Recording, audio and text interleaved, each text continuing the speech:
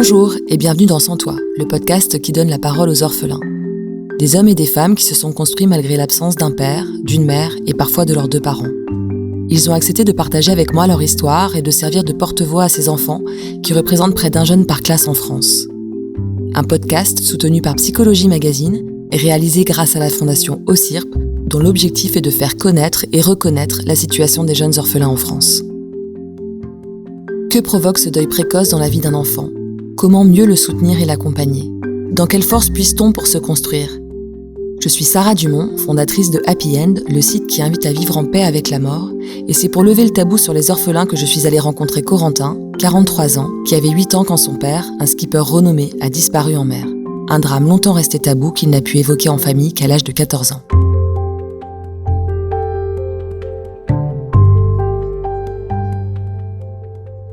Les circonstances de la mort de mon père sont évidemment, comme toutes les morts, assez tragiques, mais c'était accidentel. Mon père était skipper professionnel. Il est mort en course à cause d'une grosse tempête qui soufflait dans le golfe de Gascogne. Les circonstances exactes, je les ai connues que très tard en réalité. Nous y étions petits avec mes deux petits frères et je pense qu'on a voulu nous préserver des causes exactes de l'accident. Ce qu'on nous a dit, c'est juste qu'il avait disparu en mer. Factuellement, c'est la vérité. C'est-à-dire que probablement, on l'a su plus tard, il avait un mât qu'il avait inventé avec des architectes navals qui était un mât L qui prenait le vent extrêmement fort. C'est un mât qui, à lui seul, faisait 60 mètres carrés.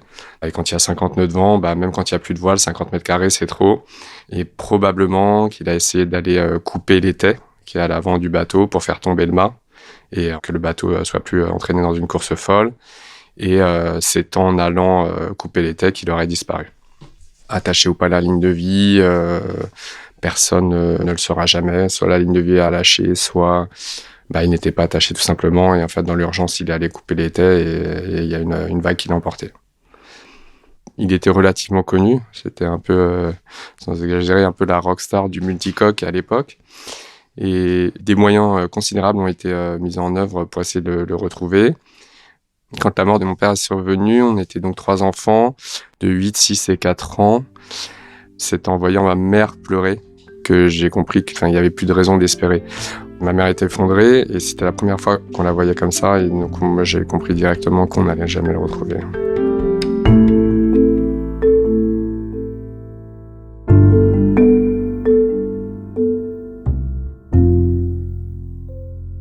Les souvenirs d'enfance après la mort, ils sont encore très, très, très clairs dans ma tête. On nous a surtout, en fait, pris en charge de façon anormale. C'est-à-dire qu'on nous emmenait tout le temps nous balader, on est partis à la campagne. Il y a énormément de gens qui sont passés, qui avaient tous un petit mot, même si tout le monde ne trouvait pas forcément les mots. Par exemple, maintenant c'est toi l'homme de la famille, à 8 ans. Tu vas bien t'occuper de tes frères et de ta mère. Voilà, c'est le genre de choses qui sont, moi, je pense pas vraiment adéquates à dire. Comme c'était un personnage un peu public, on va dire, c'est les obsèques qui ont été organisées, ça a été compliqué parce qu'il y avait aussi des hommes politiques, des personnalités du sport. Enfin, j'ai un très mauvais souvenir de cet enterrement.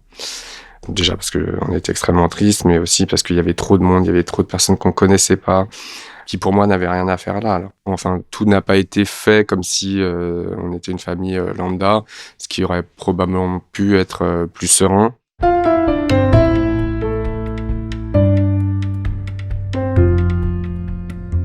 La tristesse de ma mère, on l'a pas immédiatement vue parce qu'il y avait un caractère d'urgence à essayer de le retrouver. Voilà, on a été un peu décroché de l'immédiateté et de l'urgence. Ça, je pense que c'était quelque chose de positif. Et puis, c'est quand il y a vraiment plus aucune chance de le retrouver que ma mère est venue nous rejoindre et, avec des amis, avec beaucoup de monde. Et quand tout le monde se retrouve et qu'on sait qu'on va se retrouver pour le deuil, c'est là que ça a été très dur pour nous tous. On est parti longtemps s'isoler, au moins un mois et demi, de mémoire, mais là c'est plus très net. Et puis après, j'ai des vraies pertes de mémoire de la vie quotidienne.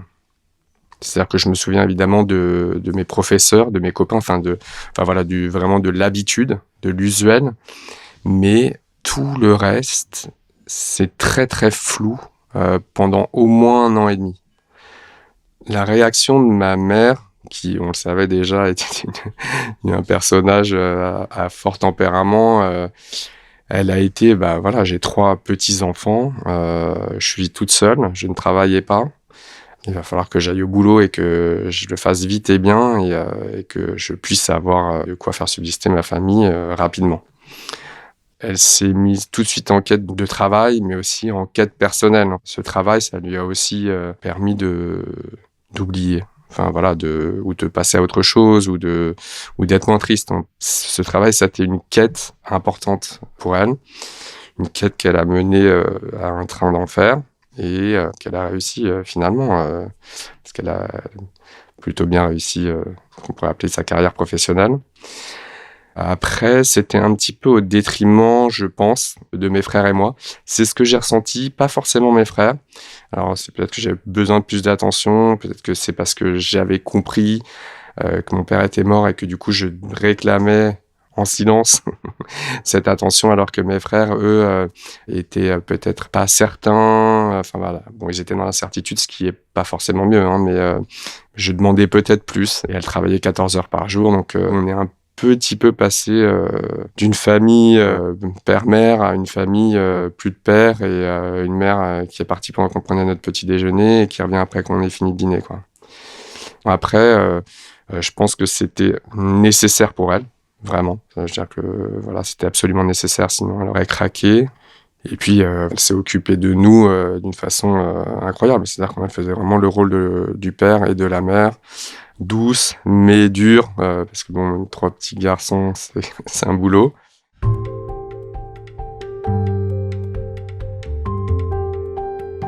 Pour moi, clairement, on a évité le sujet jusqu'à très tard. Et ce qui nous a pas aidé psychologiquement. Clairement, on n'a pas tous la même impression, mais ce qui est certain, c'est que pour moi, on a eu un manque de communication là-dessus.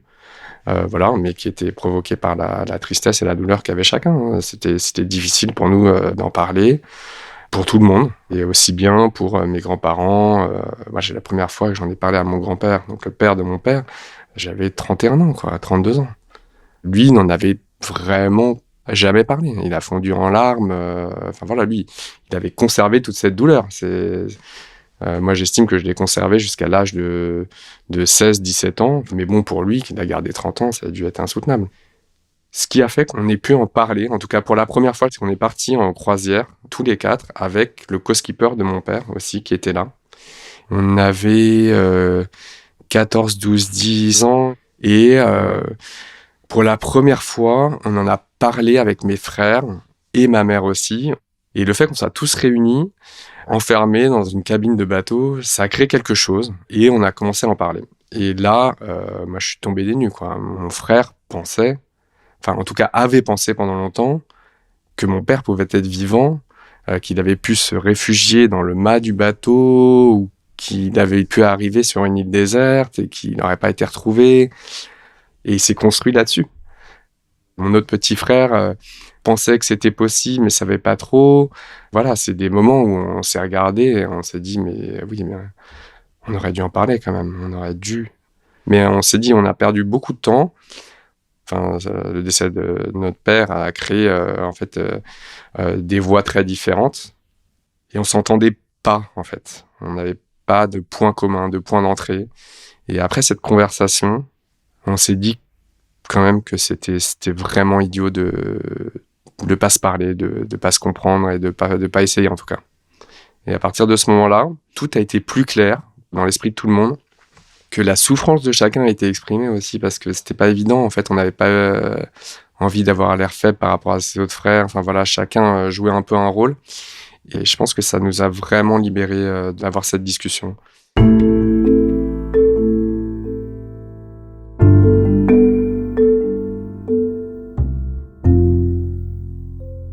La question d'aller consulter une aide, enfin voilà, que ce soit un psychologue ou un psychiatre, a été évoquée rapidement parce que j'étais assez mutique et puis déprimé, hein, il faut bien le dire, pendant les 2 années qui ont suivi.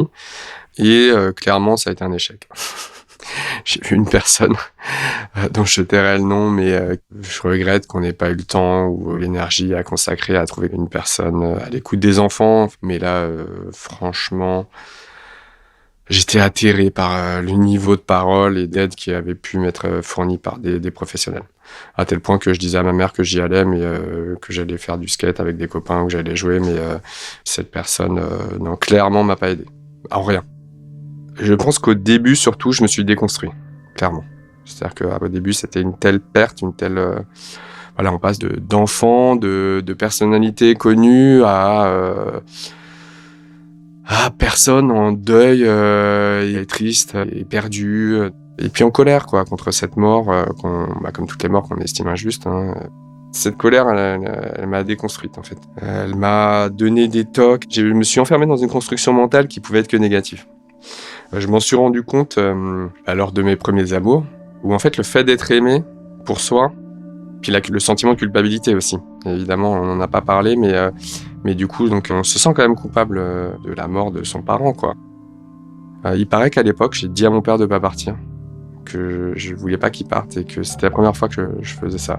Et cette libération, elle est venue de la mort de jeunesse, et surtout, j'ai commencé à ne plus vouloir subir, mais à vouloir agir. Enfin, je me dis, mais c'est juste à moi de m'en sortir, en fait. Il faut que je comprenne les mécanismes, les blocages. On peut dire qu'à cette époque, j'ai vraiment travaillé sur moi. Et ça m'a pris longtemps et ça a été hyper dur. Je garde pas un bon souvenir de cette période, mais c'était un travail nécessaire et je savais en le faisant que ça allait m'aider et que ça allait me délivrer, en réalité, de ce carcan de dépression et de cercle infernal, de se complaire dans la tristesse. Et c'était un rôle hyper facile au final, mais alors pas du tout gratifiant. Je suis persuadé que la tristesse et le malheur, c'est quelque chose qui te donne une puissance créative, un potentiel créatif qui est inimaginable. Donc voilà, j'avais conscience de ça, mais je n'arrivais pas à l'exprimer.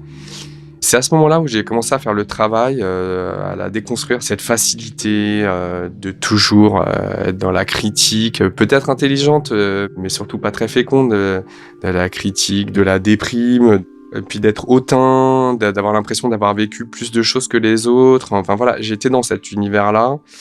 Et j'ai changé d'univers en travaillant, en essayant de déjouer tous ces mécanismes mentaux. Et je pense que ça m'a pris une bonne année de souffrance. En plus, c'est l'année 16-17 ans, donc c'est vraiment pile le moment où tout se passe, les hormones, Voilà, c'est à ce moment-là que ça s'est déclenché et que j'ai changé de vie, en réalité.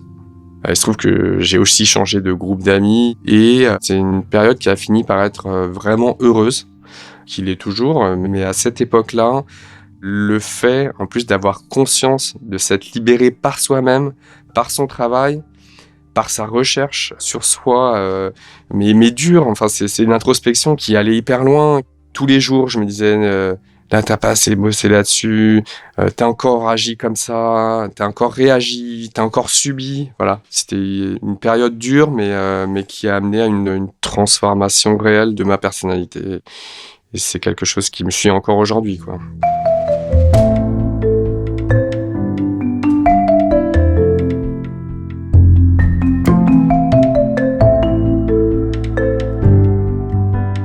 Est-ce que ma mère a refait sa vie ?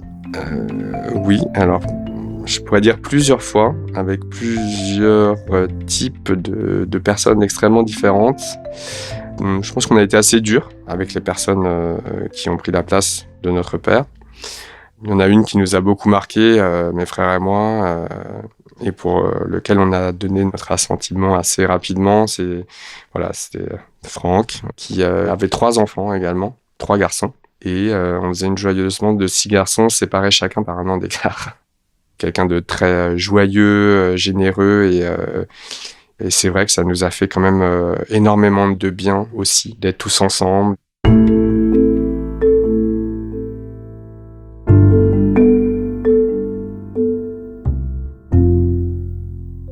Mon père, c'était quelqu'un de doué, surtout dans les matières scientifiques et dans les matières artistiques. J'avais un blocage sur les mathématiques qui était impossible à résoudre. J'étais une chèvre, c'est-à-dire que je ne pouvais pas comprendre. Vraiment, il y avait une petite porte qui était fermée et qui était impossible à ouvrir. Dès que j'ai commencé à aller mieux, la porte s'est ouverte, mais toute seule, c'est-à-dire sans effort, sans travail. Ça a été vraiment un déblocage immédiat de quelque chose qui m'était impossible à quelque chose qui revenait dans le domaine des possibles du jour au lendemain. Et c'était vraiment incroyable. Et en ce qui concerne l'artistique, il peignait beaucoup et il dessinait. Et voilà, c'est cette sensibilité que j'ai gardée immédiatement, en fait. C'est quelque chose d'assez marquant quand même. C'est-à-dire que la parole, toutes les matières littéraires, j'avais pas trop de difficultés. Pouf, tout ce qui était scientifique s'est ouvert d'un coup après m'être libéré.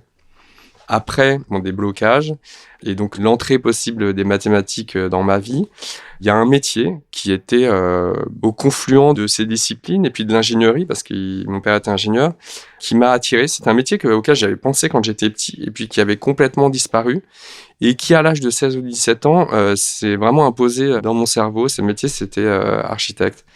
C'est la profession que j'exerce aujourd'hui. S'il avait été là, je pense que j'aurais été beaucoup plus complet, beaucoup plus aidé dans ce métier. J'aurais été peut-être beaucoup plus performant. Il y a beaucoup de choses que j'ai cherchées par moi-même qui m'ont pris du temps. Il y a beaucoup de choses pour lesquelles je sens que j'ai encore un blocage, que ce blocage, il n'est pas résolu. On arrive à un moment où on a le même âge que son père quand il est mort. Et en fait, ce blocage, moi, je l'ai ressenti effectivement comme un blocage sur la peur de mourir à cet âge-là. Voilà, le compteur est débloqué maintenant. C'était pas une peur, c'était une angoisse sous-jacente et qui s'est transformée aujourd'hui, en fait, qui s'est déplacée. Parce que mon fils a 8 ans, donc l'âge que j'avais quand mon père est mort. Et mais depuis le début, mais là c'est de plus en plus présent, c'est la peur de pas savoir comment faire avec lui. Vu que moi-même, je n'ai pas eu cette chance de ne pas savoir bien faire, d'être inapte en fait. C'est une angoisse, et encore une fois, c'est pas quelque chose je me lève pas tous les matins en pensant ça, mais c'est quand même assez présent, assez sous-jacent. Quand j'ai des moments de blues, je me dis, mais est-ce que je fais bien les choses? Ce blocage, effectivement, des 38 ans, de la mort de mon père, des 8 ans c'est quelque chose, je dirais pas qui structure, mais qui, peut-être emprisonne encore aujourd'hui un peu aussi bien ma vie professionnelle que familiale, que mon épanouissement. Je me dis, comment faut-il faire maintenant que cette limite est dépassée? Et donc, du coup, encore beaucoup de travail à faire sur soi pour aller chercher et dépasser cette limite.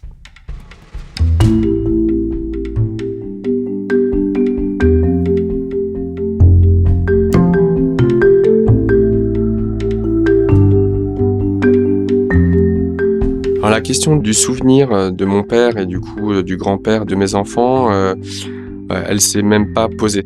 En fait, on s'est rendu compte que c'était beaucoup plus facile avec les enfants. Parce que déjà, ils sont sans filtre, ils posent les questions qu'ils ont en tête, elles sortent, elles fusent avec leurs mots, et donc c'est très direct. Où il est mon grand-père? C'est qui ton papa? D'ailleurs, c'est marrant parce qu'ils me demandent souvent si je suis triste parce que j'ai pas mon papa. Parce que eux, évidemment, qu'ils seraient tristes et que la question se pose pas. Et en même temps, parfois, c'est hyper brutal, dans le sens où ils me disent ouais, de toute façon, toi, ton papa, il est mort, donc on n'en parle plus. Voilà. Et en même temps, ils sont curieux, donc j'ai aucun problème à leur en parler. Au contraire, ça me fait plaisir. Et on s'aperçoit qu'avec les enfants de mes frères, c'est pareil aussi. Donc, on n'hésite pas à leur rappeler sa mémoire. Et je leur ai expliqué que c'est grâce à cette mémoire qu'ils continuaient à vivre et que c'était important de cultiver cette mémoire. Sur sa tombe, moi je n'y suis, je pense, jamais allé. Voilà, parce que je n'estime pas que ça soit sa tombe. Clairement, pour moi, ça n'a aucune valeur sentimentale. Ma mère a organisé pendant très longtemps des célébrations. C'était un recueillement qui s'est fait au fur et à mesure des endroits où on a déménagé. Peu importe les endroits en fait dans lesquels on était, le recueillement il se faisait parce qu'on était avec les bonnes personnes. En réalité, c'était ça, on était réunis avec les personnes qui comptaient, et c'était le principal.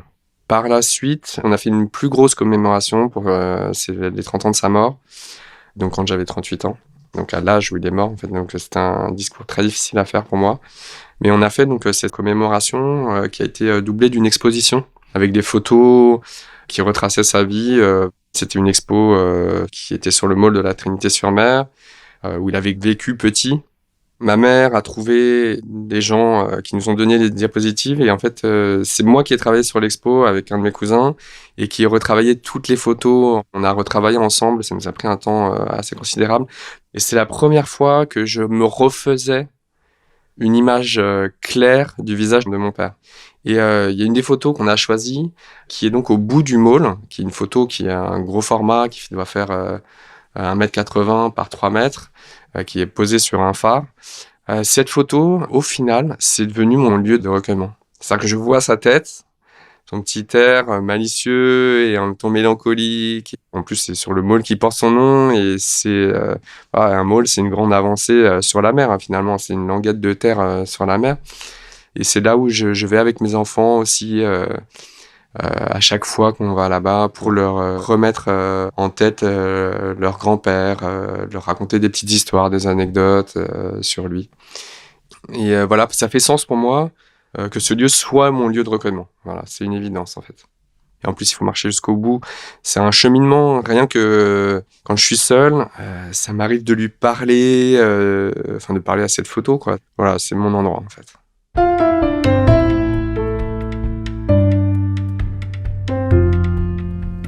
En réalité, même si c'était une grande tristesse, cette mort de mon père a fait la personne que je suis aujourd'hui, en réaction ou en opposition ou juste en subissante au début. Mais c'est clair que ça a créé une autre personne que la personne que j'aurais pu être, que j'aurais dû être. Clairement, j'ai tiré finalement une grande force et cette force, elle ne m'a pas quitté aujourd'hui. C'est une force qui est moins présente que quand j'étais plus jeune, clairement, mais que je ressens dans les moments difficiles et qui me pousse coûte que coûte à aller plus loin, à réagir et à pousser. Voilà, alors ça s'exprime beaucoup professionnellement, mais et c'est dommage d'ailleurs. Mais voilà, c'est une énergie positive, quoi.